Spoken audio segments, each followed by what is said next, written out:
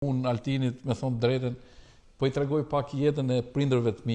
Aty kom gjithë fotot e babës dhe janë shumë personazhe të babës tim. Tavolina ime e punës, kupton? Është tavolina e punës ku unë maj gjonat më të shenjta. Shumë modeste është.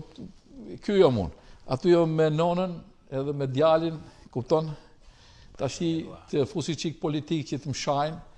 Këtu kam një urim të kryeministrit shqiptar që unë e kom për gjotë të shenjtë, për punën time, për kurajën time, për projektet e mia që kam kokë, dhe du të tregoj Altin edhe diçka tjetër që është shumë e rëndësishme, të lutem kalo.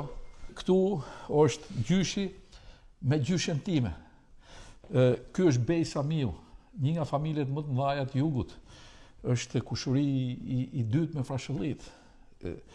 I parë, se Mimika është e dytë, ndërsa kjo këtu është gjyshja ime Makbulja që ka marru Zosimen, ndërsa gjyshi me gjithë vllajën e vet kanë marru në Paris për diplomaci, dhe gjyshi, për kuriozitetin tuaj, ka qenë sozia e zogut në të gjithë venet e Arabisë dhe në venet muslimane.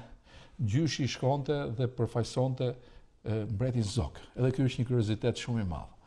Dhe unë nëpërmjet këtij emocioni familjar do mlesh t'i drejtohem dikujt. Unë do t'i drejtohem Blendit.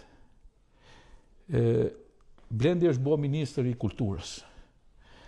Dhe unë daj shumë kujtime fëminije me te. Është një djalë qytetar, është një familje mrekullueshme.